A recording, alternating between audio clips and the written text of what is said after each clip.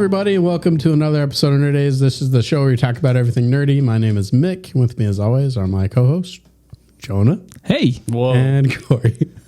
Oh. I got my white lightsaber I don't have today, one. guys. Right. Okay. In honor of Ahsoka releasing That's next right. week. Dude, I'm excited. You need one more. I know. You do need a double wield. My other lightsaber is like orange and is Ah. running out of battery. Yeah, it would ruin the effect.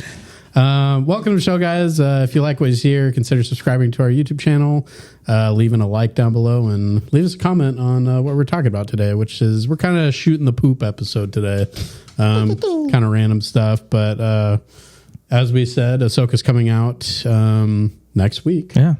And we are all very hyped for it. Probably our highlight of the year. I mean, I think it is probably our highlight. was the Ahsoka show on any of our most anticipated lists? What? Yeah. I think it was on Was all it? of ours. Yeah. Yeah. Okay. I don't remember. But the closer we get to it, they dropped a little teaser that was like a minute or something. Yeah. That was like Anakin voiceover talking to Ahsoka, which was awesome. Yeah. I thought that couldn't get topped. And then they dropped today a little like, like 7 minute.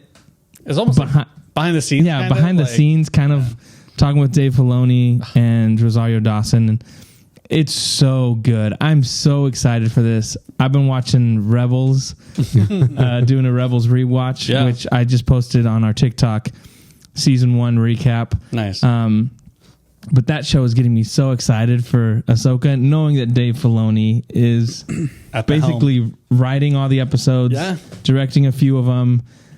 It's his baby, and I can't wait. Like Rebels, I don't know. There were some episodes that were people would call filler, but man, I would say like 80% of that series was just like meat and potatoes. Yeah. Like it was just good stuff.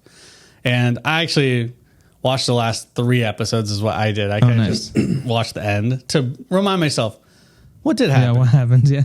I vaguely remember what happened with Ezra at the end, but I'm like, how did it go down? Okay. So now I'm up to date on that, and I reminded myself. So I'm excited to see where it goes. But I think that, what was it called? Master and Apprentice. That was a special or a little behind the scenes thing.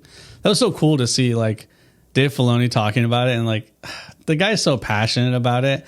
And that's what gets me excited. Cause we've been talking about all these directors not being like super passionate. It's just kind of trying to get their money. It's like, he's super, it's his baby. Like Ahsoka's his baby. Like he created her, and it's like, dude, he's going to just make sure everything's perfect. Yeah. And when he talks about, you brought this up before we started the podcast, but when he brought up lightsaber fights, he's like, they need to be really good because the fans can tell if they're not. Yeah. and I'm like, that's awesome. Yeah. And that, what I was going to say on that is, Book of Boba Fett. We talked about that one episode where the scooters, the chase scene. Yeah. Where it just looked slow, and it was like, I was bewildered to be like, how does this look so slow and so bad? And I think part of that is Dave Filoni would have never allowed that to happen. Like if he was right, because probably at that point this was more Favreau and Robert Rodriguez. Dave Filoni was working on Ahsoka. Yeah. That kind of stuff, that attention to detail was like, that's not Star Wars kind of thing. That's exactly why you're right. I'm excited for this show because I know he's George Lucas' Padawan. Like he knows Star Wars and he knows what fans want. And I just think it's going to be awesome. Was he on? Oh, go ahead. I was just going to say, he specifically mentioned the lightsaber stuff, but I think definitely it's also going to be like character, like continuity with what we got in Clone Wars and Rebels. Like we're going to know pretty easily if something just doesn't feel right. So I think they're definitely going to be nailing it pretty well. Yeah, I think one of the big reasons why I've liked Rebels is because it reminded me of kind of the character development kind of like strength that like anime also has too. And like the investment in the progression of the characters, like just some of the payoffs between like Ezra and Kanan, like super good. And then Clone Wars, like just not the dichotomy, but like the relationship between Anakin and Ahsoka is just like so good. Like just so much heart, and you feel it. You feel their feelings, and it's just like I hope that they can bring that to this live action. Yeah, it's kind of interesting to bring up the anime aspect of things, because even his artwork is kind of like his doodles and stuff like that. Is really based in the kind of that samurai kind of stuff. Yeah. And even, he worked on Avatar: The Last Airbender. That's where he started kind of that whole vein of things. I know that's not anime, but like just it's still influenced by that kind of stuff. It's a close, I would call it a hybrid. And so for me, that's what I really like too, and I agree with you. There's those elements. Rewatching Rebels, I'm kind of shocked because I didn't remember the first season to be so good as far as like, I'm like, oh, this is a great episode. Oh, this is a really good episode. And I thought like, later on it gets even better. But I was like, even for the first season, he's dealing with stuff like emotional things between Kanan and Ezra, with Ahsoka, with Vader, and how that works. And the other thing is the music they use. Yeah. It's like the first time they use like full Star Wars. You get the Imperial March, you get the Rebels theme, you get the Yoda's theme, you get all these like the Force theme. Yep. It just hits you over the head because they use it so much, but it just fits really well. So that's what I'm excited. I think Dave Filoni just understands how to use certain things. Yeah. He's got it, and that's why I'm so excited for this, because I'm like, the emotional lines that he pulls through, and the fact that this is focusing on Ahsoka. You're going to get that relationship with Anakin. That's going to be delved into. The teaser we got was like telling us, hey, Ahsoka's still dealing with the ramifications of knowing that Anakin is Vader. So I'm so excited, because I just think this is going to be some of the best stuff we've gotten. And I think Rebels is some of the best Star Wars. The stuff with Maul, the stuff with Obi-Wan, the stuff with Thrawn, the Bendu, Kanan's, spoiler for those who haven't seen it, but the Kanan stuff that happens with Kanan, that is incredible. So I just think this is setting up to be something special. Yeah, I think in terms of having somebody that really knows Star Wars working on a project, when you can't get George Lucas, the next best thing is Dave Filoni. So, and I'd argue might be controversial. I would say, I know what you're gonna say. I think Dave Filoni. Don't. I'm gonna say it. Don't apologize. Don't do it. I think Dave Filoni has a better handle on writing dialogue in a way that works better. I agree. Okay. Yeah. Dialogue, definitely. And because he has moments where you're just like, man, that was emotional. There's certain things, even a small thing like in the Book of Boba Fett, the episode that he directed where she's with Luke and she just looks over at Luke and she says, "You're just like your father," right? Like that, just little stuff like that it's not heavy-handed. It's just like simple and subtle, but it means so much. Like he has a handle on that where I don't think George Lucas did, especially in the prequels and stuff like that. I think George Lucas is pretty notorious for writing hard to say dialogue. He writes great stories, but the micro level of like what the characters are actually saying in moments. Yeah, and Harrison Ford mentioned that. It's always a little that he changed things. Right. Like, I can't, this doesn't sound like a real human. Right. Who talks like this? Yeah. No, I agree. I thought you were going to be just totally blasphemous, but... No, I think you're right, though. Yeah, I can't really argue with that too much. And I think that Dave kind of has this cool, like, fusion of... Obviously, he's younger, and he's more modernized, but, like, he has different experiences with the Last Airbender and stuff like that. Yeah. So he's got other things to kind of, like, fuse into how he does things. So he's doing his own thing, but the core stuff that he's doing, he was taught by George Lucas. And so it's like, it's just, that's why, like, you know, you guys hear us being like, oh, he's the best. I mean, he's been trained by one of the best. And so, he's put in the work. And there's so much evidence of how he can be such a great writer with his animated stuff. And so, I mean, if you doubt it, watch that Master and Apprentice little spot on Ahsoka. Yeah. We highly recommend it because it was cool to kind of see just like George Lucas is kind of like, you know, he's proud of his, you know, apprentice. You know, it's just cool, and man. I love that. They mentioned that George Lucas went on set to watch him film his, you know, the episode where he had Ahsoka in season 2 of Mandalorian. Yeah. And that kind of stuff is cool. Because I do feel like George Lucas is a little bitter at some of the stuff that Disney has done. For sure. But when it comes to Dave Filoni, he's like, nah, that's my boy. Right? Yeah. And that's cool. And it just makes me more excited for the show because there's care for the characters. Dave Filoni's not going to let Ahsoka like just be written by somebody that doesn't understand the character. And that's why he's always said, like, no one touches Ahsoka. Like, I'm the one, like, unless I write it or unless I have a say in it. Yeah. That's mine. So that's what I appreciate too, is I'm like, we're going to get someone who cares for these characters. Much like my biggest gripe with DC and feeling like people that have taken over didn't care for the characters. So they just kind of like, whatever. And it's left fans being like, no, but I cared for that character. Right. That's not going to happen with Ahsoka. It's the same. Maybe we have that complaint with what they did with Luke, with Rian Johnson, right? Sure. In The Last Jedi. I know Josh would disagree, but he's not here, so suck it, Q. True. But there is that element where I think a lot of people felt slighted because they're like, man, it felt like you just threw away a character I loved. Yeah. So I just think you don't have to worry that Dave Filoni's going to be like, now in episode 3, Ahsoka's going to like completely change what she is and just, you know, whatever, because he understands that character. So that's going to be awesome.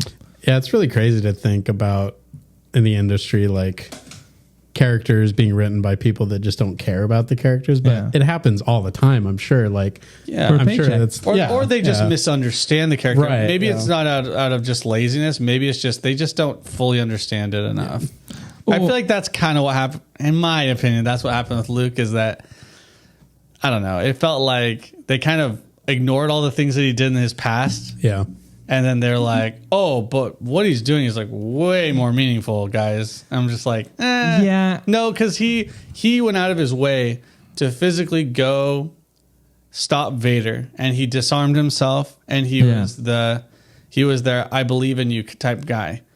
What he did in those movies didn't go smoothly with it. It wasn't correlating directly to his character. Right. And I think what you're saying is true. There's an element where even it's like, how can I make this character more edgy? Right. I agree with that. You know, where it was like, and here's the thing. I know we were talking about Ahsoka, but now that anything goes. Guys, this podcast is whatever. I have no problem. And this is kind of my there's those that defenders of Last Jedi.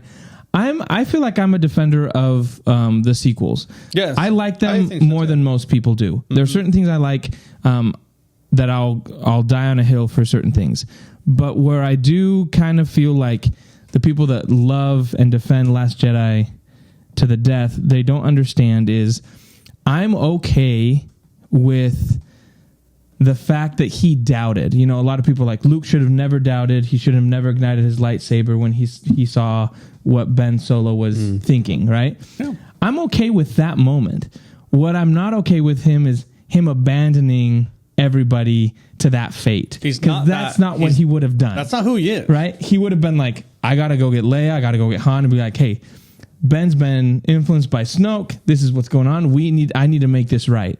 Instead, he just leaves and abandons everybody. That's the moment where I'm like, that's not Luke. He kind of like gave the middle finger to everyone. It's like, I'm out. Like, screw this. Like, I'm not doing this anymore. Like, that's not who he was. And we can all have a moment of doubt, and I'm okay with that moment where it's just reaction like, oh, my nephew. But that moment where he leaves and he sees, oh my gosh, he must think that I was going to murder him in a moment. I need to go explain this to him. That is what Luke would have done. That's what I'm not okay with, and that makes no sense to me that he would abandon his best friend, his sister, his. I mean, the whole it doesn't make rebellion. Sense. Yeah, he basically let his fears and doubts take over and make the choices for him. For me, it's still super unbelievable because think about what happened in the initial movies. He found out. He never knew his dad, by the way. Yeah. He found out, through happenstance, that Darth Vader was his dad. And then all of a sudden, he's like, I see light in you. Yeah, they're still getting him. despite what Darth Vader really was. And at that point, he was like, you know, the highest point of his career, and he had done so many bad things, but you still saw light in him. And, you know, Ben, it's like there's just an ounce of, you know, like doubt. It's like, bro. He didn't even do anything. He didn't even do anything. And he's like, he thought about it. It was just a bad dream. And that's the thing that kind of rubs me the wrong way is that like they reversed it. It's like Luke Skywalker is the one who just saw good in even the worst people, and all of a sudden he saw the tiniest bit of black in a good person. It's like that's so opposite. Since Josh isn't here again, we get free shots. He mocks my ideas. Sure. What do you guys think? What do you guys think of this? Because I've thought for a while. Is this like a rewrite kind of a thing? Okay. How I would have changed it is if you still want to have Luke abandon everybody, this is how I would change it. Let me know what you guys think. All right, let's do it. I'm not a writer, so obviously someone would have to make this more believable. But Luke shuts himself off to the Force because he has a child with somebody, and that child dies because of the Force, kind of thing. Like, so like Anakin? Well, no, like there's just a thought. He grabs a lightsaber. He's a little kid. He doesn't know what it is. And he ignites it and he kills himself with a lightsaber. Okay. But that's what I'm saying. Okay. And Luke has given his life to the Force, right? And the Force is like this whole idea like, oh, it binds us all together. It has a destiny, everything, right? It's kind of like all seeing, you know, like the Force moves through things. So Luke is upset. He's like, what's the purpose in this? Right. I've done all this. I started this whole thing. That to me would make more sense. And then even that scene where she hands him the lightsaber and he gets rid of it because that's the lightsaber that his son died. Right. Does that make sense? I always thought, okay.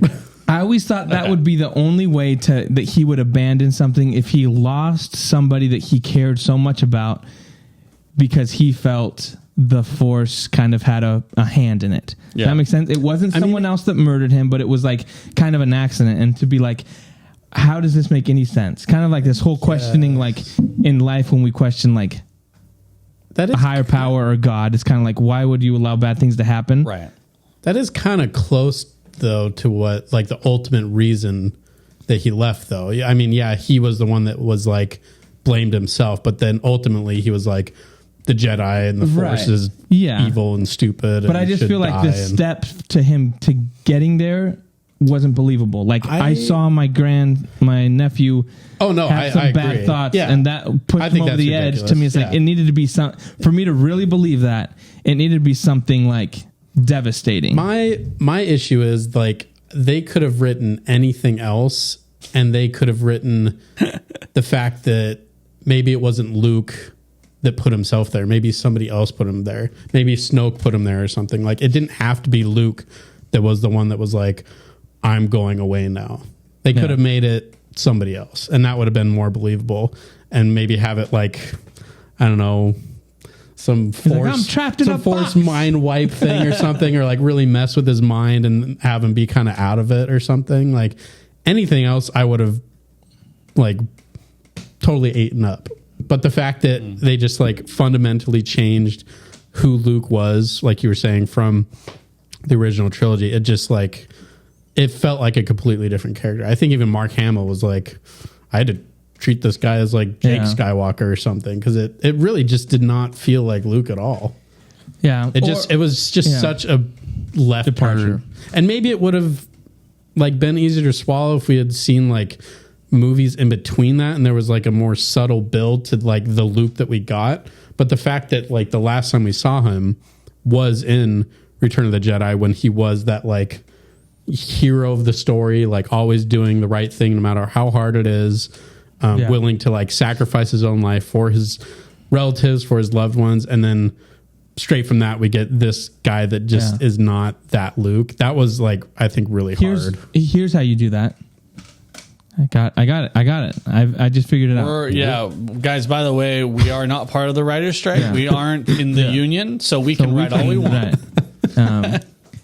He if you want to make it that he shuts himself off and he decides to do this, then you make it because he has Force visions of Han dying, Leia dying, Ben Solo dying because of him. So because these new forces are coming in, Snoke, whoever, Palpatine, whatever, because they're coming in, he in the Force is seeing that him being involved is creating these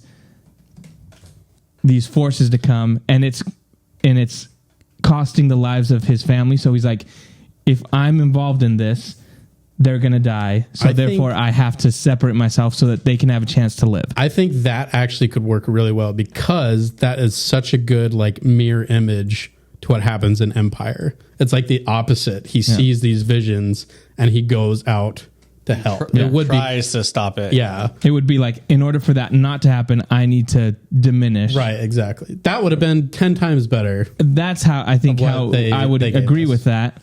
And then Rey comes to him and says, they're dying anyways. Right. Right?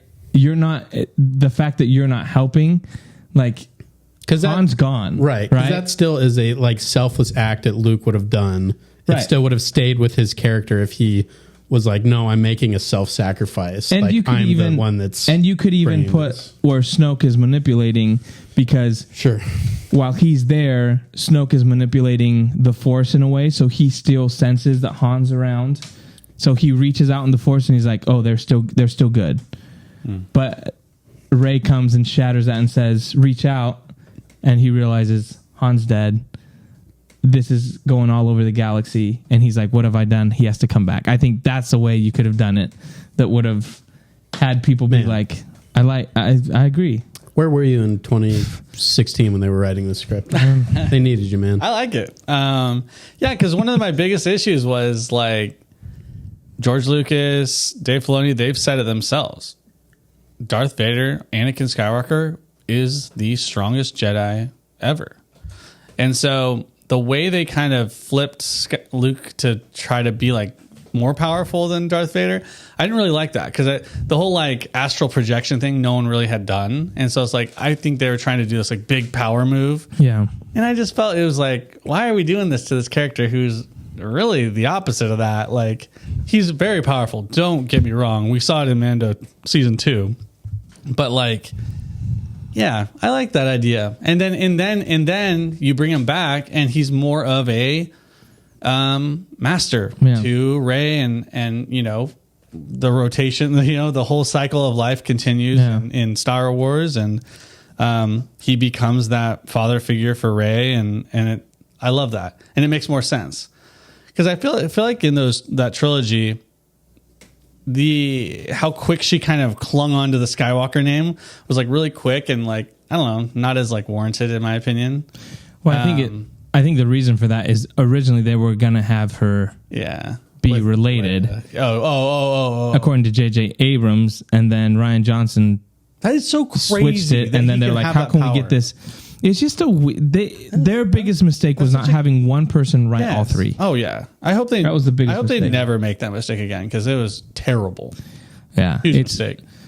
I mean, I wish they would have had Dave Filoni do it. Yeah, I mean, have somebody that really it goes back. Have somebody that really understands the Star Wars lore, the characters that have been there, you know, since the beginning. That really just understands it. That guy is Dave Filoni. Like, have him involved in like this bigger stuff and smaller stuff too. Yeah. But man, it really shows when they just don't get it right. Like he was saying in the special video thing, like the fans will notice. Yeah, they'll know. It's pretty easy to see when it's like, that's not quite right. Do you think George Lucas, like after we see this first season of Ahsoka, or just the series, do you think George Lucas is gonna, like, maybe some behind the scenes visit the set of Ahsoka? Oh, I think he already has. I think he's... Well, duh, right. Yeah. But... Oh, yeah, I think you'll see it. They'll show that'd it. be super Disney cool. will always show that kind of stuff. Yeah. When I mean... It's just nice to see him proud of something. Yeah, and what they're setting up, I mean, I know people don't like this because they're trying to fill in the gaps to make the sequels more palatable. Right. Right? For those of... Like, again... I feel like I'm more pro sequels than most people. Yeah. But I think that's what they're doing with the Mandalorian, the Snoke and clones and all that kind of stuff. Yeah. They're trying to build out They're the planting whole, the seeds. They're trying to build out like, okay, well we got to this point here, but let's kind of fill in the backstory a little more so that Palpatine returned isn't just like somehow he out of left returned. field. Now you kind of see it. But I think what's interesting is what they're doing with the Ahsoka series and then Dave Filoni's movie, what's supposed to tie in the Mandoverse, Ahsoka. I think that's really smart because that's how you're going to get people and the fans back on board, because you don't have to. The Rey's not going to be involved. All these characters, and you're just going to have people that can come in and watch a movie and say, "I'm not going to think about what eventually happens. Let me just see this era right now."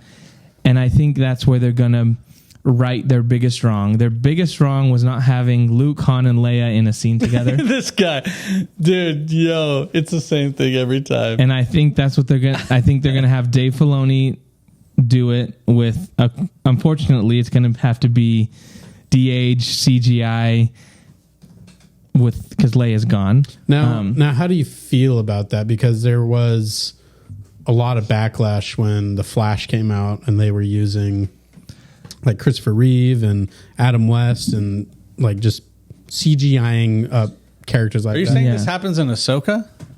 No, I'm saying in the movie. After Ahsoka, Dave Filoni's doing a movie. Yeah. Okay, got that's going to wrap it all up. I think they do it in that movie. Does that kind of stuff bother you, or do you think there's a moral dilemma with that? I think there is. You're talking to the guy who wants Han in every movie. That's right. Yeah, but I mean, Harrison Han's Ford's still still alive. alive. I'm talking mainly like Princess Leia. I think But he'll take anything. they've already used her, and before she died, she gave the blessing to do that, and her daughter has given the blessing to do that, and she's been the stand-in for it.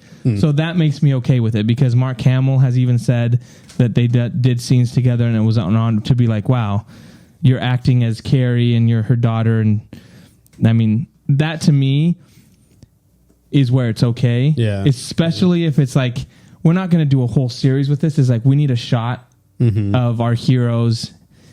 Again, it has to be something small. In the Millennium Falcon again, right? Yeah. If they're taking out Thrawn. That to me would be like a perfect way. You have Harrison Ford de-aged. You have Chewie in there. I mean, just that shot again of those, especially those three. What if they have Carrie Fisher and Mark Hamill de-aged, but they have Alden Ehrenreich? Yeah, what if? Harrison Ford didn't want to do it. To me, it's just like, give me a percentage chance on that. Percentage chance? Yeah. What do you think the percentage chance? 78%. Wow, that's really high. I give it like a 10%. I think it's very unlikely. Ooh. Specifically for that movie? Yeah. Well, I'm talking about just the Dave Filoni movie. For it to happen in that movie. I'd go 50-50. 50-50. Wow, that's pretty good still. So, that's really good. Yeah. The reason I think so is because they've already done stuff with Luke. Did Dave ever say anything about a missing moment? No, but to me, it's like, to me, that's like the elephant in the room. I think it's going to be an Ezra Bridger thing reveal in that movie or something like that. Oh, I think if it doesn't happen in this series, I think you're going to have Ezra Bridger comes in this series. We'll see him. Okay, you're thinking this series. But I think you bring out the big guns for a movie that's heir to the Empire, that that's the name of it. So a lot of fans already know, hey, this is what Luke and Han and Leia did. Yeah, you need to have those characters. I mean, because Mark Hamill himself said that it was a mistake. They three didn't do it. So to me, it's like, he's been very vocal. To me, it's like, respect to him. That's awesome. Something seems like a no-brainer to me. I mean, if you're going to do it, that would be the time for sure. Okay. I'll give it 15%. You've raised it 5%. And that to me is like, that stuff they could have already filmed or been like, hey, we want to do this kind of stuff. Like generic scene. Yeah. Yeah. We just need a shot, a scene. And you don't know how many stuff they filmed, even with Harrison Ford doing Dial of Destiny, the de-aging stuff. Like, I think there's been talks Would you with that kind of stuff. Would you take a scene where it's actually zoomed down a little bit more, and like it's not like a close up of their faces, and it's more of like a symbolic kind of thing instead of like I don't think dialogue? it's going to be a high I think it's going to be just the shot of them, even if it's at the end of the movie. Yeah, but to be like, that's the shot we wanted in the sequels. Yeah. But you killed Han in the first one. He just says, "Punch it." Yeah, and that's it. Punch it, Chewie. Yeah, that'd be cool. I mean, I don't know. Maybe I wouldn't be against it. That's if there's anyone that can do it and we talked about this and feel like it's meaningful, it'd be Dave Filoni and respectful. Exactly. Yeah, and that to me is like that's why I'm like I don't want anyone else to do it. Yeah, that's where you get Dave Filoni to be like, yeah, it wouldn't be cheap. He'd know exactly how to do it in a way that's like, hey, this is what fans want. Yeah, it's not going to be just like a cash grab. Characters. Yes, that's the most important thing. Yeah. So he would do it in a way that serves the story. Oh, absolutely. That and I just think feel like a cash grab. And I think he would totally talk to George Lucas about it and be like, hey, what do you think about this? Yeah. Yeah. Yeah. I think in general, like, yeah, you can't rewrite what they did. Like, no, you can't. Unfortunately, we can't go back in time and just, just kidding. So they have to roll with whatever they did. But there's petitions online. Leads me to my next question. If you had a time machine, top 3 things you would go back and change. Number 1, Star Wars. Just Star Wars. 2, Hitler. And then 3 is what? Probably when I was no, actually, I got to redo that. Oh, go ahead. Got to redo that. Sure. Number 1, I go back and ensure that Warner Brothers doesn't make Zack Snyder take 30 minutes out of BVS. How would you do that? I wouldn't find a way. You're not a superhero. You know that, right? Like the Flash, like, Zach, he's the key. Right? So that's one. All Star you do Wars. is just move one can. I went too far back. Solves everything. Yeah. And then the third one, I don't know. I feel like if I can't get involved in world history, it's just like little things I got to do. Little things. You know? Yeah. That's what matters. Maybe Messi not winning the World Cup. You like mess with something. Yeah. I go and break his foot, so he's out. Oh, that's a big thing. No, just the pinky toe. Yeah. Just enough to make it up. Those are my 3. I'm sticking with them. Wow, that's great. I wish they would push forward the High Republic stuff. They're canceling that apparently. Yeah, that's too bad. So the rumor is that their last like 2 books are coming out, and then they're like done because it hasn't done well. It hasn't done well. But no one reads books, bruh. Here's the problem. Why are they basing it off of that? Here's the problem. I enjoyed some of their books, but they started going into like the typical aspect of like, oh, this person is a fluid Jedi, and this person is like stuff that people are like, I don't care. Okay. Like, and so that kind of started happening a lot in some of the books, and people just stopped reading them. Okay. So they did comics too, and people were like, it's more like, you know, real life political stuff that's going on. Okay. And people were like, I'm not interested in that. Yeah, sure. So that's my thing. Write good stories. If you write good stories, people will go and seek out your media. But if you're doing okay stories, but to preach or have like a message in it or something, then people are going to end up being like, I'm not going to spend my money on this. And to be honest, people go over this all the time. There's always some messaging. Oh, absolutely. But it's way more minor than what it is now. Like nowadays, it's like slapping you in the face with it. Yeah. Well, perfect example, like the casino stuff on whatchamacallit? Canto Bight. It's like a perfect example is in Rebels, right? The story is so strong with Kanan and Ezra and all this kind of stuff, where you have these characters going back and forth and the development, and at no moment do you feel like, oh, they stop in the middle and do like this heavy-handed, like, you know, whatever it is, like whatever, we're dealing arms to other people. Like, what is that? It's never about that. It's about like how do we help these people, you know? And I just feel like now it ends up becoming more like, hey, let's put this messaging in here and really like beat you over the head with it. That's like the primary goal, and then the secondary is the actual story with the characters. Right. Yeah. And you don't get invested in the characters because you're like, the characters aren't real people. Because what they do is they end up going on a monologue to establish whatever political, it left or right, whatever. The immersion of the story, for sure. Oh, yeah. So that's what I think happened with the High Republic, because they ended up being like... That's so sad. It's just so weird. much potential. Well, and that's the same thing that people are saying is happening with the Acolyte. Because I thought they were going to do like an origin story. Are they still going to do the origin of the Jedi, like the Force users? So that's one of the movies that's coming out. Okay. So they are doing the first Jedi. Okay. But the guy that's doing that is the guy that did Indiana Jones. So who knows if that's still, because Indiana Jones didn't make a lot of money. Okay. But so those are the movies that are coming out. There's one that takes place after the sequels, which has Rey in it, the Dave Filoni movie, and then the first Jedi movie. Honestly, what I would do if I was Disney, if I was Kathleen Kennedy, I would just be like, all right, how much money are we going to spend in the next 2 years on Star Wars series or movies, right? And then just put that into clone research and try to get Dave Filoni cloned at least a couple times. Then he could just make all the movies. That's what I'm saying.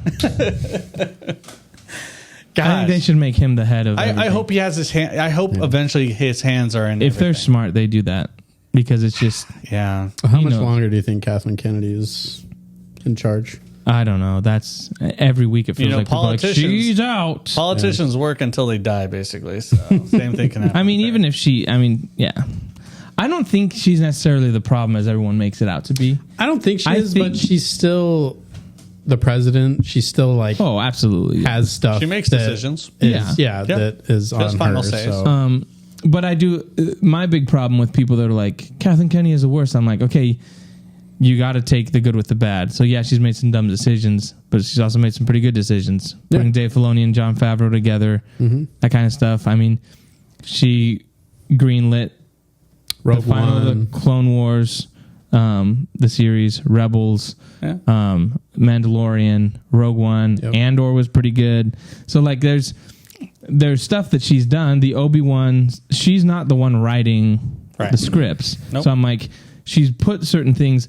I didn't mind the Solo movie. I mean, I heard that, So to me, I love Solo. So to me, it's like, yeah, she made some, but again, she didn't tell Rian Johnson to do the stuff that Rian Johnson did with Luke. You know what I'm saying? So yes, she kind of approved it, but at the same time, it's like, you got to take the good with the bad too. I don't think she's fully to blame. Could she be better? I don't think so either, but she could have improved for sure. But it is true. Like, I feel like every week there's something like, oh, Kathleen Kennedy's out. Yeah. She messed up again. Like, oh no, it's just a rumor. Yeah. But anyways, we are super excited for Ahsoka. Next week, we are going to be doing our predictions. I've got 40 that I've kind of. It's all over the place. It's random stuff, and we're just going to see who wins at the end of the series. Who got most predictions right? There's actually a trophy. There's a trophy on the line. If you're going to watch the Ahsoka series, you can play along with us next week. Just put in the on our Facebook page or wherever you are at, put what you think your predictions are. And when we drop the 40, I'll also put them out on Instagram. But yeah, play along with us. We'll see what happens. We're going to move on because I wanted to ask you guys what you guys thought about this. I haven't watched the next season of The Witcher. Okay. But so it's the final Henry Cavill season. But the showrunner came out with these comments that were just like insane to me, that made me not even want to watch the final season of Henry Cavill, because she said that she found Henry Cavill's enthusiasm to play the character extremely annoying. Yep. And that to me is like, listen here. The man was excited to play a character and wanted to be true to the source material and give the fans a real and genuine interpretation of the story. And you found that annoying. Yeah. Do you know why it's annoying? It's because the actor knows it 10 times better than you do. And when he comes out and says something that is a correction, they take it the wrong way and they think that that's annoying. Isn't that insane? That's so dumb. It's not insane because the type of people who are doing this, they're making fun of the source material. They're laughing at the source material. So are they people that are going to align with an actual true fan? No, of course not. They have a super amazing actor, just quality wise, and he knows the lore like to a T. It's like they like got lucky on a bargain deal. They got a writer and an actor in one, or at least a fact checker. Yeah. And he looks like him. Oh yeah, he's the best. He's actually so good. I actually really enjoyed The Witcher. I watched the first like 3 episodes of this season, and it's just like, they are not following the games or the books, and they're doing their own thing, and they're making it more about other characters now. And so it's just like, it's frustrating because like, you guys were doing good. Yeah, on the first 2, I really enjoyed The Witcher. And then there's like, you know what? We don't respect that original story. We're going to do our own thing. And it's like, well, you'll see where that gets you. Yeah. Because it's already like 20% Rotten Tomatoes. Good job, guys. Yeah. Like everyone, all the nerds, by the way, that's your target audience. Watch it. Like, those are the people that were excited for it. So, again, I'm not a huge Witcher fan. I've never played the games. But there was that element, like big Henry Cavill fan, and I was interested in it. So I watched the first 2 seasons. But then even the other quote, she came out and said that they're like, when you make something for a massive audience, especially an American audience, you have to dumb it down. And I'm like, that's so dumb. Like you don't think that the fans of the games and the books are smart people? Yeah, like, that's not having faith. That's not having faith in the material that you're working with, and it's not having faith in your audience. So why make it? Why be involved in it? And instead of money, but instead of being like, hey, we're going to be true to this, and those fans, they're going to champion this thing. They're the ones that are going to be on social media telling their friends about it, being like, oh, I love this. They're the ones that are going to be talking. They're the ones that are going to be making content on YouTube, being like, hey, what happened on this? When you alienate those people, then you're not going to get people to watch your show, because the randos and the normies, they're not invested. Like, perfect example is me with DC stuff when it was like Snyder and all that kind of stuff. Like, I was free advertisement. I would post it. I would do all this stuff. Like, when you get people that behind something that are passionate about it, that's your best kind of fans you can have. Yeah. And to be like, those people don't know what they're we don't care about those people. They're not smart enough to know. You're just shooting yourself in the foot. It's stupid. Imagine, well, I guess you guys, I don't know if you guys watch Game of Thrones, but imagine you guys get it, right? But imagine if Game of Thrones would have been like, you know what? The audience is so dumb to follow these plot lines of all these different, houses and main characters and stuff like that. We're going to dumb it down.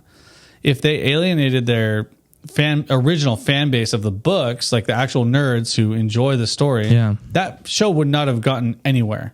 So to push that forward to being like, well, we have to dumb it down for the greater audience, guys, that's not how this works. It wouldn't even get to the greater audience if it wasn't for the diehard fans. They're the ones who press it, and then they word of mouth. Mom, you'd actually kind of like. I think you'd like The Witcher because. I really like it because I play the games, but actually I think you might like it too because, Henry Cavill's really good and the acting's really good and the story's good. Like, right? It's not, you like it because it's really stupid and really basic. Like, come on, guys. Like, I don't know. It's a rated R series. You don't think they're smart enough? Like, we're already targeting adults, right? So, yeah, it's super backwards, and I feel bad for the other actors who do a really good job as well alongside Henry, and it's too bad because I really like the IP, and it's a shame to see what they did with it. So there's a video when they did the Tudun or whatever, and the Netflix like Comic-Con basically in Brazil. And Henry Cavill comes out. Brazil's crazy. And everyone's like, Brazilians are crazy, dude. Dude, I love Brazilians. And Henry, they're the most passionate fans. And Henry Cavill like starts tearing up, because they're all like saying goodbye, like this is last, season. And I'm just like, you idiots! Like, no one knows who you are as a showrunner, as the writers, like, and the fact that Henry Cavill hasn't, even throughout all this, he hasn't badmouthed you. He hasn't said anything. He's been like gracious and been like, we just had differences. He hasn't. All the bad stuff's come from them. Thrown him under the bus. Like, oh well, he was difficult to work with. He wasn't, and he never has been. He's one of the kindest people. Yeah, he's so nice. He just wanted to do right by the fans. Yeah. Why does this keep happening? I don't know. It's the worst. Why? My boy Henry Cavill. Why? But this, what did he do? I want to segue into, we're kind of talking about how you alienate your fan base. It's like a dumb thing. There's all these the new Snow White movie Disney's making. Right? So, yo, did you see this, Mick? Yeah. So there's the picture came out. The picture came out with like the non-dwarfs as the dwarfs. Okay, that was the first thing. Yeah, that was the big thing. Crazy. But then Rachel Zegler, who is the Snow White, who's Latina, she keeps doing these interviews, and the more that comes out, like. So as someone who runs our TikTok, the amount of videos of people being like, "What are you doing?" Yeah. She's making people not want to watch the movie. She's doing the interview, being like, well, the movie came out in 1937, so it's dated. So we're not doing that, obviously. And she's like, it's creepy. I hated the movie. She's like, I watched it once, and then I was so scared I never watched it again. She's like, I watched it for the first time in like 17 years preparing for this role. And it's like, okay, you're playing Snow White, and that you're bad-mouthing the movie. But then she's like, there's like a love story there with a prince that's creepy. I mean, he just is a stalker, basically. So we're not going to have that. There is an actor that's playing it. He's a good guy. His scenes might be cut. He's like, who knows? But his scenes might be cut. This is Hollywood. Who knows? It's just like so bad. And the fact that Disney isn't saying, just stop talking, because bro, your fan base is fans of Snow White that love that movie. Yeah. Die hard. And if you're saying it doesn't have the dwarfs, it doesn't have the prince, she doesn't want to be like. Has she been to Disneyland ever? Bro. She wants to be a leader that her dad wanted her to be, and it's not about anything else. Okay. That to me is exactly what we're talking about with the whole like shooting your fans and being like alienating. Hey, them. we don't care about you guys. We're gonna get other people. Who's gonna watch this? No one's going to watch this. When has it become the norm, or since when has it become the norm to just crap on your own work and like think that that's smart marketing? Like, I don't know. Like, yeah, it is I just weird. feel like I see that so much now. I think it's a lot of young foolishness, kind of being like, I don't respect the writers that came up with Snow White. It's outdated. Thus, their opinion doesn't matter anymore. I know better because it's the 2023, you know, like, and I'm 19 years progressive old now. It's like, bro. Yeah.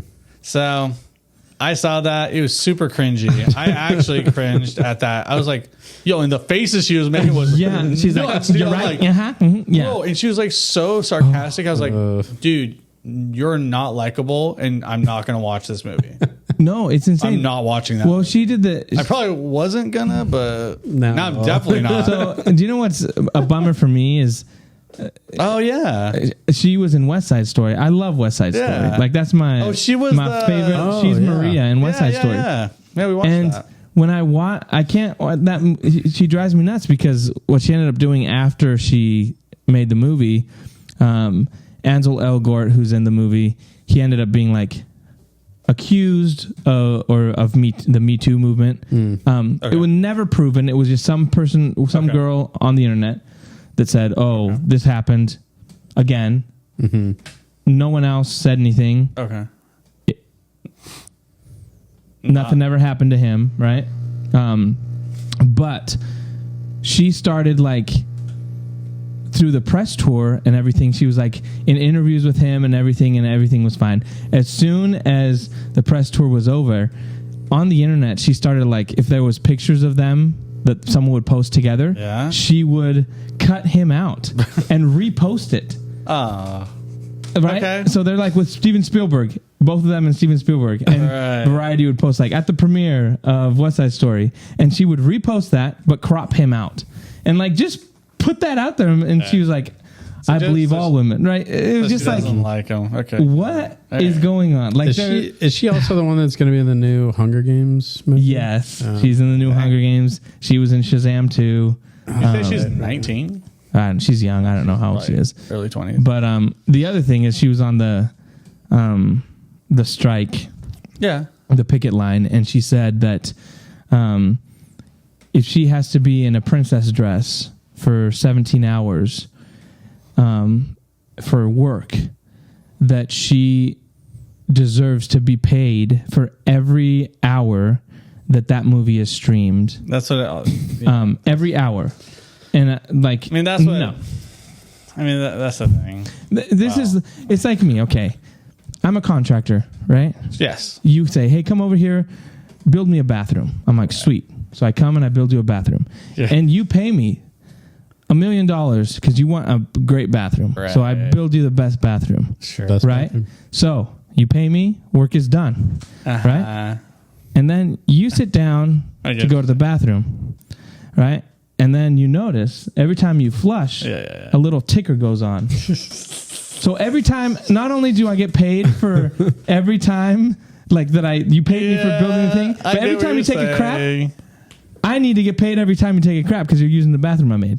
Come on. But it is different, like in the movie industry, right? Because don't they get like royalties off? Yes, of, but I'm saying like every time that movie is streamed, she gets paid.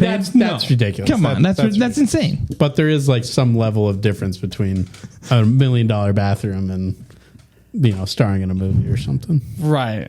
So, right. It's different, right? Because like, think of like a song. They get paid per stream, even though it's like cents or percentage of a cent. Same idea, but it was made by 1 to 10 people instead of a huge cast of like 500 people plus. It's like, well, it's expect to be paid per hour. Well, then it's true then because she got paid probably the most on that movie. Gal Gadot probably got paid more than she did, but she's probably the highest paid actress with Gal on there. So I'm like, so then other people maybe had the same amount, like do the dwarfs, or they're not dwarfs, but do the 7. Who's Gal Gadot playing? She's the evil queen that's jealous of the girl's looks, Snow White's looks. Man, I don't remember that story. Unbelievable. It's going to be hard to act. That's going to be...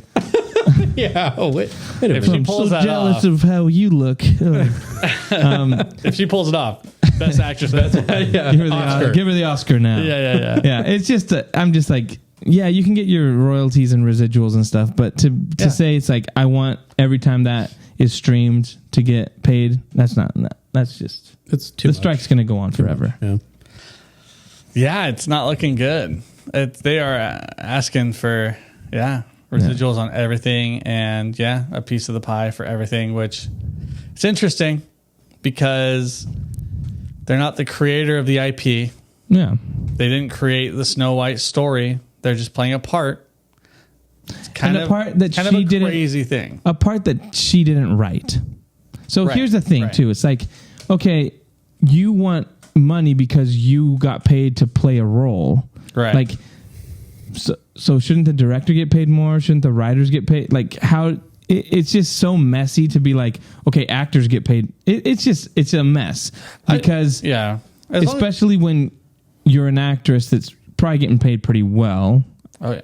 And then you're like, oh, I still want to get paid every time it gets streamed. I don't see a problem with residuals being a thing, but it should be like a director gets paid, number 1 tier, and then as you go down the rung, you get less and less and less. And here's the other thing too, though: the residuals should be paid by Disney. She wants Netflix to play the residuals, I'm like, no. Netflix is going to pay Disney to be able to stream their thing. Yeah, you get paid residuals out of what? So you got to talk to Disney about, hey, Netflix paid you $10 million for the rights to stream this for a year. Right. So out of those 10 million, you need to pay me residuals. Yeah. That's what you should be worrying about because you don't get to get paid by Disney, and then when Netflix pays Disney for the rights, then you get paid by. That's not how it works. Yeah. But that's what she's saying she wants. It's just I don't know. Come on. Anyway, the interviews she's been doing has turned me off from the movie completely, and it's not like I was going to watch it anyway, but I was going to be there opening night. If people are on the fence, it's like she's going to push them on the other side of it. So it's a PR nightmare. Yeah, we'll see. Maybe they do like talk with her. I don't know how long she's been doing this for. Has it been like weeks? I mean, it's been like 4 different interviews that you're just like, every week is like, oh my gosh. I only saw one, so... Yeah, she did one with Gal Gadot where she's like, she's not going to be saved by the prince. And then the one that came out yesterday was the one that was like, okay, this is... She was crazy. Yeah. She's like... His scenes might be cut. I'm like, what? It's Hollywood. Oh, yeah. Oof. Well, that was Disney. Now, who did the movie you guys just saw? What movie? Nickelodeon. Paramount? Paramount, yeah. Yeah. We watched Ninja Turtles. Yeah. Animated. It was all right. I'm not a big Ninja Turtles fan. My parents didn't let me watch it when I was a kid. Really? Because they ate pizza, I guess. I don't know. But their dad was a rat. The video game? You like the video game? The video game was awesome, right? We could play, but so I was never a big. But you didn't really get Ninja the Turtles. story No, of it. I never was a Ninja Turtles fan. Dang, I should have watched it. This movie is all right. The animation looks cool in some parts, but the humans are drawn really weird. It's very asymmetrical, wonky Nickelodeon. Yeah, so like their eyes will be offset, and they'll have like a really funky nose. It was borderline kind of a gross movie to look at, like in terms of just character design. The animation was like really cool, like. Remind me a lot of like the Spider-Verse kind of stuff, just a very unique style of animation, like cell shaded, kind of weird, like, almost stop motion-y kind of stuff. Yeah. It was pretty like cool. The explosions are like paper, and it's. I would suggest watching it just for that animation style alone. But yeah, I was never really a Turtles fan either. I mean, I dabbled. Turtles in a half. I'm the only one who was actually Turtle power. I loved you had all the Ninja Turtles. I loved them, dude. Yeah. I loved them. Yeah, but yeah, it was okay. It was fun. I think Jackie Chan was probably the best part. Jackie Chan was the best Jackie part. Chan's in it? Oh yeah, he's Splinter. He's Splinter. Yeah. Jackie Chan is the best part. He's the funniest one there. The Turtles, it's acted well, like the voice acting works. Yeah. But there's so many moments where all 4 of them are talking and bickering, or like being like, one's talking, like one's like, oh, that was gas, and the other's like, oh yeah, totally gas. Like it reminds me of Jason. Like they're or Jason. So they didn't. They might have resonated with a younger crowd then. No, but I'm not saying that. I'm saying they're like talking back and forth so much that you can't really hear what they're saying. Yeah, it's just like, oh, hey. Yeah, you got old ears. That's what I'm trying to say. The kids are all on Adderall nowadays. I think you're right. It made me feel a little old. Yeah. But so that was kind of like the first time you're hearing it. You're, you need a more focused attention span. Maybe I do. Clearer vocals. Yeah, I think Josh said it best about the movie is that it was good, but it was just missing some heart. Yeah. And I think that like going back to the Spider-Verse movies, they have a huge amount of heart that just emotionally just like really just nails it. And it just maybe it's just because I'm not that big of a fan of the Turtles, but it seemed to kind of miss that like kind of emotional punch. So they didn't Spider-Man like movies have. harken on because the cartoon always harkens on the whole being a part of a brotherhood and kind of an adoption story where Master Splinter was kind of their parent and they had to look out for each other. And there's elements they of do that at the beginning. You get the backstory of like how he found them and all that kind of stuff. But like throughout the story, they don't really go back to it where you have that moment where you're like, where they have that heart to heart. It's just kind of, there's nothing really there. Yeah. So you're right. There's not. So it wasn't as deep as you'd want it to be. No, it was missing that. So the action was cool. The fighting was cool. Again, the other thing too is, I feel like Into the Spider-Verse, I really like the soundtrack. I didn't like the soundtrack of this one. Oh, really? Didn't really stick out. Was it too like modern? No, it's more throwback rap. Oh, okay. Right? You feel like it's more throwback, like what? Early 2000s? Or like Tupac? No, like that kind of like, like Brooklyn, like the like that. "Yeah, here we go, everybody in the house now. Come on, everybody, here we go. Yeah, go." You know, like that kind of. Okay. You know, like Marky Mark and the Funky Bunch. You know, So white rap. Got it. Well, you know, 90s rap. 90s white rap. yeah, Got like it. yeah. So to me, Interesting. so it didn't. I really feel like Into the Spider-Verse has more like nuance, and their soundtrack, like, oh, that song was really cool. Yeah. This one's just more like, yeah, I don't know. It's more in your face. Sure. So, Okay. I mean, I'm sure some people really liked it, but for me, it was like just not my style. Yeah. Okay. Yeah. I think the big thing is that it comes across as more of a movie for kids, which is fine. I mean, that's what it's probably meant for. But the Spider-Man movies really have more of a mature level to that. That's too bad. Because, you can do that where it's super awesome for kids, but also, you guys enjoyed it as well. So, okay. Well, I'll probably check it out when it comes out digitally, probably. Yeah. Because, I wonder if I'll take it differently. But what do you guys get it out of 10? I'd probably give it a, I don't know, 6.5. 6. 6'9". 6.9? Nice. It's probably a movie I won't see again. Yeah, I don't.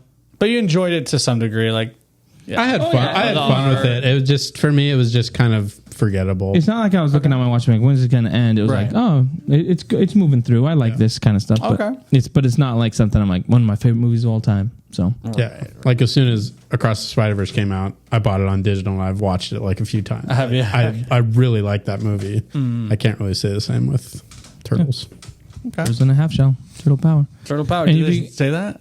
I don't think they did. They didn't say Turtles in a Half Turtles in a Shell. half shell. Turtle Power. I don't know. They had the Go Ninja Go song in there for Go Ninja, go a little Ninja, bit. go, Yeah. go Ninja, go Ninja. Really? Yeah, it was like on a car radio or something. Sick, dude. Yeah. Are any of you guys watching Blue Beetle this weekend? I'm going to watch it. I want to support the movie. Bree wants to watch it. There's been some reviews that Weirdly have come out and they're positive. Yeah, you hear the review. The best DC movie since The Dark Knight. Here we go again. The best ever. Since the Nolan trilogy. And who's saying it? Nolan. No. Tom Cruise. That's what I'm saying. I did see an interview with the director, and the director's like, man, I'm a huge fan of Zack Snyder and Man of Steel, so we have some Easter eggs about and some stuff about Man of Steel, but I was like, that's cool, man. It's a shame that the people running DC don't feel the same way. Like, that's cool, but it's not... I mean... Too little, too late. It's insane. I'm kind of curious, but at the same time, I'm like... All the stuff I've seen, I'm just like, it's going to drive me nuts. Like, the final trailer that had the grandma with the gun. That she's played like their shooting, turtles, and you were and like, I was like, "Aw." That is a little weird. Yeah. Why do people... It Some of reminds the me a dialogue- little bit. It reminds me a little bit about the director from the Marvels that you sent. That was just like, there's going to be a completely different Marvel movie because we're going to be absolutely crazy and goofy and funny. And I was like, Dude. did you say different, Bro, that made me scared. I was like, so you didn't think it was goofy and funny before? Oh, no. What are we in store for? Yeah, there was some, what was it? Was it a quote from someone? Yeah, from the director of the Marvels that I saw, and it was like, oh yeah, the Marvels like goofy, it's different, and it's funny. And I'm like, that's different. That's so weird. Yeah, like that's all we've seen in Marvel. It's all just been super funny, like funny. Yeah, nothing. So that's what I think. Even when I've seen reviews about Blue Beetle, where they're like, it's super funny and it pays tribute to Latino culture so well. Like all the jokes are like towards Latinos, and I'm like, okay. But is this kind of like a pandering funny, like when George Lopez is like over the top, like, hey Latinos, you know about the grandma with the tortillas, right? You know, like Comal. Is that that's what I'm, and I say this as a Mexican, as a Latino. I'm like, are you going to be pandering to get Latinos to go out there and be like, hey, we got George Lopez. You guys see George Lopez is in here? And the abuelita with a gun? Come on. Like Cheech and Chong are going to show up. Like, that's what I'm thinking is going to be like. Yeah. You know. Yeah, I can pretty confidently say that the family aspect of the movie, based on the trailers, it looks like it's going to be my least favorite part of the movie. I do really like that character, Blue Beetle, seeing him in like previous animated shows and stuff. Like, I think he's a really cool character. So I'm definitely going to see the movie, and I hope it does well. It's not. It probably won't, but it's gonna get destroyed. It's going to be interesting though to hear what James Gunn says if it does bad, because they have Who said can he that, throw under the rug? Yeah, I mean, they have said that like this is the official first movie of the DCU. Yeah, he's gonna backtrack that. Yeah, probably, because he's backtracked everything. The Flash is the best movie I've seen all year, best superhero movie I've seen. I was like, bro, Guardians of the Galaxy 3 came out the same year, and you're saying Flash is better than Guardians of the Galaxy 3. But like, he's backtracked on everything he said. And so I think when this is another, I think it's going to be it's not going to be as big a flop because it doesn't cost as much as the Flash. What is the budget saying? Well, and it won't be as much of a mess story wise. Probably. Right. At least probably will be more of a cohesive story. Yeah. And what they're saying though is, it's projected to make like 20 opening weekend, 20 mil, which is pretty low for, but they're like, are people going to go watch this movie? Do you know what the budget is? Is it like one? I don't know. They've been advertising for a lot. So it's just kind of crazy. Yeah, I don't know what they're thinking. I don't at this point, because I was reading an article that were like, The Flash is the biggest flop in Warner Brothers history, as far as the money they spent on it. Yeah. How much they went and negative. they're like, Shazam 2 was a flop. So now you're going Blue Beetle is another flop. And they're like, Aquaman 2, which was the $1 billion movie. The first one made $1 billion. And they're like, it's 4 months away. There's been no trailer, and no one's asking for a trailer. And he's like, and they reshot more stuff to the point where James Wan came out and said, I refuse to do any more reshoots, because he's like, I already filmed stuff, which you're tearing my film apart probably. Yes, he's done. Yeah. And they don't care because this is another one that's going to flop. And the thing that's crazy is apparently the rumor is James, you know, when Jason Momoa posted the picture of Ben Affleck back. He's like, he's back, right? Oh, yeah. Well, they filmed his scenes, and he was going to be in the finale with in that Atlantean suit fighting underwater, and James Gunn came in and cut it out. So he's like, now they replaced his character with another character. It's going to be George Clooney. That to me is like, what are you doing? That movie's going to bomb now because it's going to bomb. It's not. I don't know if it'll bomb. I think Jason Momoa has good pull. Yeah, but I think you have a big track record, a big section of fans that are going to be like, you destroyed the Aquaman character. It's not going to bomb as much as it's not going to bomb as much as the Flash. Scene. Oh, probably not. It's not going to bomb as much as Shazam 2. It's going to bomb for Aquaman movies. Yes. Well, yeah, but because you had $1 billion movie and now you're going to make $400 million. Yeah. That's insane to me. I wonder too if there's going to be like a large amount of people that won't see it just because Amber Heard is in it. Well, that's part of it too, but I just think that's not as big as people being like, what did you do with this character? Like, what have you destroyed this character? That is crazy. 4 months and we haven't seen like anything from him. Yeah. Nuts. I'm talking about flops and kind of just disappointments. I wanted to talk a little bit about Secret Invasion because I didn't read the comic, but I watched a hour-long visual, like vocal, basically reading of the comic. Is it Comic Storian? I think so, yeah. Yeah, I love his YouTube. So I watched Secret Invasion, or the comic, and he goes over and he does some voice acting. You know. It's good. It's good stuff. Yo, what happened? Yeah. Whoa, what story did we watch? Bro, like, they make this comic look amazing because of how terrible the show was. Like, this comic had everything, and it wasn't about Nick Fury and the little stuff. It was big time. It was all the heroes, and it was super interesting, action packed, awesome. We had doubt. We had like this interesting mind game with like Iron Man. Iron Man's dead, and but in this one, Iron Man was like kind of a centerpiece to kind of solve it, but also Mr. Fantastic was also there. So they had like Wolverine, they had the Fantastic Four and stuff like that, and other characters. But regardless, you can sub those guys out for different characters. But dude, this comic was really good. It's really good. I was like, yo, what were they thinking? Like, they could have pulled this off. There's no reason why they couldn't have pulled this off. And they straight up just butchered the story. I think about maybe, I don't know, 10% stayed, maybe. And that was just scrolls. Yeah. I mean, pretty much the only thing in common is the title. But the scrolls were the heroes, and they were second guessing who was a real hero and who wasn't, and it was awesome.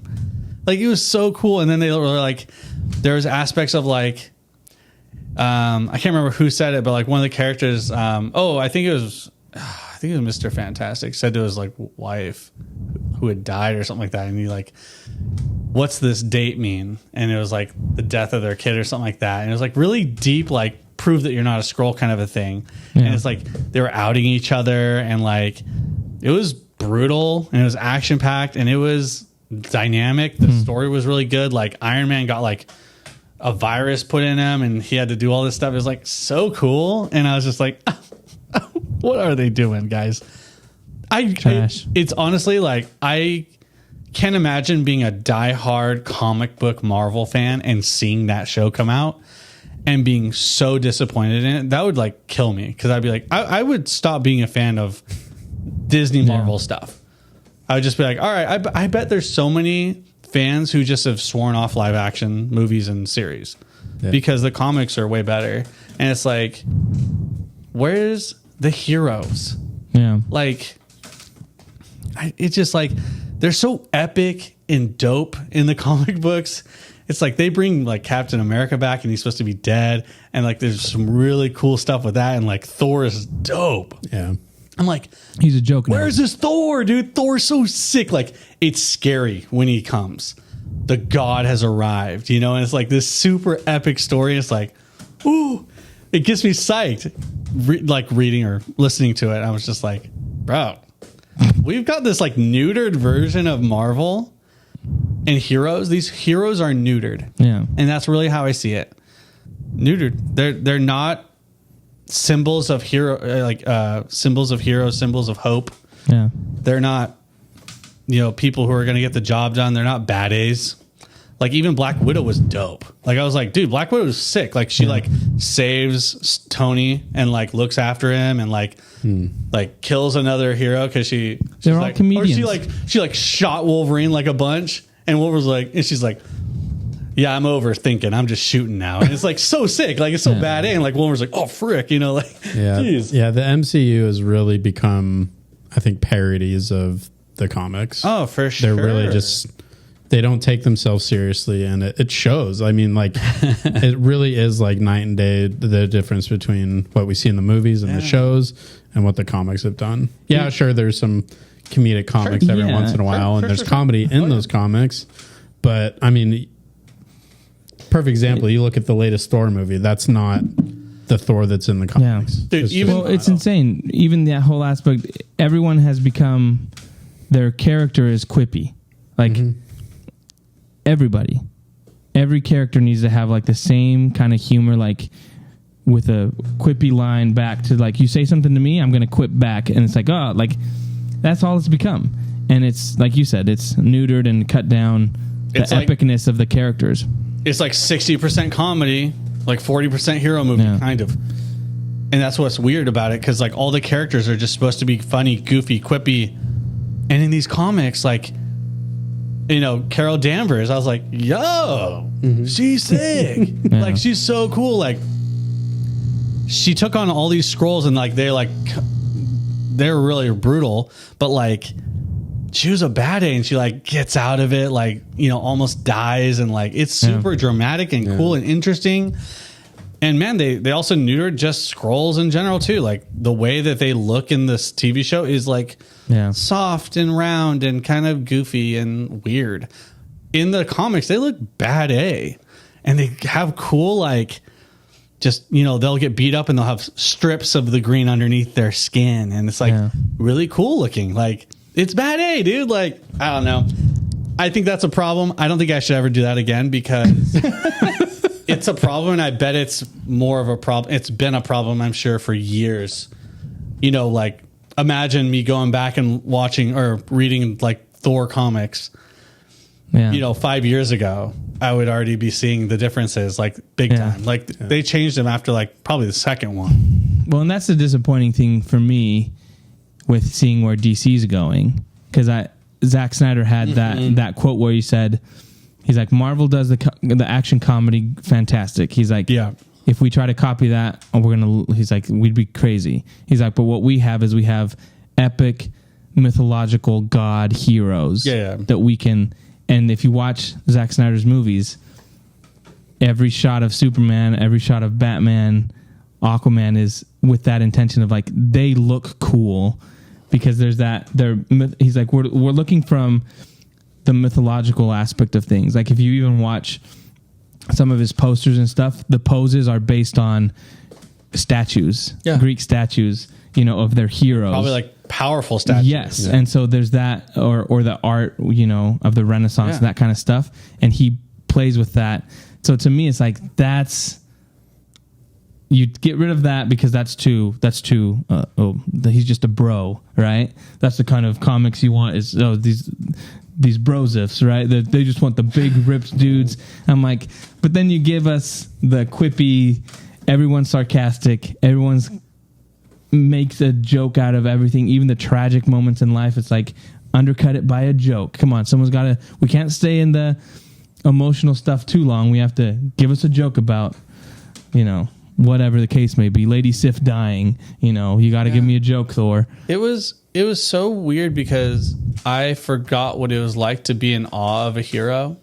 And when I saw that picture of Thor, gosh, that's so sad. Coming into the so sad. It's true. It's true. It's 100% true. Sad. Like the last time I saw an epic hero was probably Zack Snyder's Justice League, probably Superman, stuff like that. Really epic. But like even with what they've done with Secret Invasion, it's like there's not really barely anything similar. Like they even had this cool like Marvel character. He was a Skrull, but because the mind that he took over was so strong that it kind of convinced him to be a good Skrull. Yeah. And he kind of like merged thoughts with him. And it was like this really interesting psychological aspect to the story. I'm just like, that's cool. Like, that's awesome. It like the Skrull turned on the other Skrulls because he became good because of the character that he took over. Like, that's dope. Where is that? Like, come on. So that was interesting. I watched that yesterday and I was just like, whoa. Lame. Dang. But it reminded me of how, you know, the older hero movies were. Yeah. Mm-hmm. You know, like The Dark Knight and other stuff before this. And it's just like, I mean, even early Marvel, like Iron Man, first Iron Man, and the first Thor, even couple. Stuff like that. Yeah. The first Iron Man has the perfect quip kind of humor in there, but it has heart and it takes the character seriously. Yeah. And it knows when to like take a breath and like let a scene just kind of play out. I've got a feeling, you know, no one's ever going to admit to this, but like I've got a feeling because Iron Man was like the first one and it was just so successful that they're like, what made Iron Man so good? Oh, well, he was so quippy and people really like sarcastic dudes. Yeah. And I think they kind of carried that slowly over time to other characters, that equation. How can we make it fun like that? Yeah, even though Thor was good, and there was some funny aspects, but still, down to his core, he was a strong man and a good man, and he did right by his brother and his family, and you know his core values were there, and it was cool because kids could look up to that. Yep. Instead of being a jerk and being like, "I'm richer than you," you know, kind of like that works with, you know, Tony Stark so well. It's great character, but you can't do that with everyone. You can't just empty all these empty jokes into these characters and say, oh yeah, it's going to work out. It's going to be money for us. So yeah, I think you're absolutely right. I think they looked at that and learned the wrong lesson. Yeah, I think so. Yeah. But yeah, just something that I noticed this week and I thought interesting because I was like, holy crap, like Marvel's sick actually. Like I respect the heck out of DC. Like, I love DC first and foremost, but just because growing up on animated series, and also actually have read a lot of comics as well. But Marvel has just as cool stuff too. Like, they have some deep, awesome, epic stuff. And there's something to be said about a strong hero. Yeah. There's no shame in being strong. And I think it's a lesson that a lot of people and a lot of kids nowadays aren't really being taught as much. I don't want to get into politics or anything like that, but like, it's good. There's value there. And I think that that's some of the cooler things that superheroes and comic books bring to us, is that these life lessons and stuff like that. And so, it's just kind of a bummer. Yeah. Dang, that's too bad. Yeah, never do that again. That being said, the YouTube channel Comic Storian is a really cool. Yeah. He basically just does kind of motion comics, and like Corey said, he voice acts over stuff, and it's pretty good. Yeah, things are pretty good. Nice. I'll have to check it out. Yeah. So I can crap on the You'll be like, Marvel's actually good. They're wasting it. Like, that's crazy. I think that's going to do it for us this week. I think so, yeah. Like I said, next week is going to be our big Ahsoka prediction hype up episode. Josh should be back, and we'll all Jonah's going to cosplay as Ahsoka. Yeah, sure. Here's your lightsaber. Got but we appreciate you guys hanging out with us. Follow us on Facebook. We're on Twitter. We're on TikTok, Instagram, and then the YouTube page as well. We put the videos up there, or Corey puts the videos up there. So subscribe and like, share, tell people about it, spread the news about the Nerd Age. And who knows? We might do a giveaway. Oh, we will be doing a giveaway in the near future. Crystal, who has done art for us in the past and done a giveaway here before, she's doing a really cool Ahsoka print artwork piece that we're going to be giving away. Stay tuned to that. We'll figure out how we're going to do that giveaway, but it'll probably be in the next couple weeks once Ahsoka starts and she finishes that artwork. So stay tuned for that, and thanks for hanging out with us. See ya. Bye.